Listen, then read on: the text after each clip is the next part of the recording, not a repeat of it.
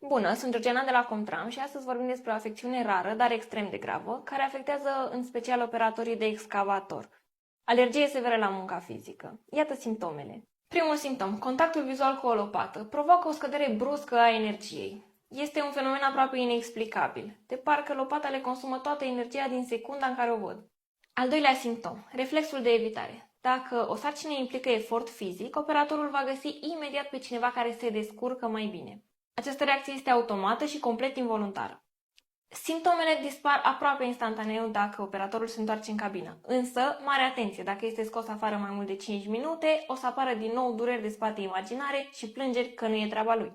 Așadar, dacă observați aceste simptome la operatorii dumneavoastră, să știți că nu este vina lor. Este o afecțiune care îi afectează aproape pe toți și tot ce putem să facem este să-i lăsăm în cabină, să le dăm aer condiționat și să nu le punem lopata în mână.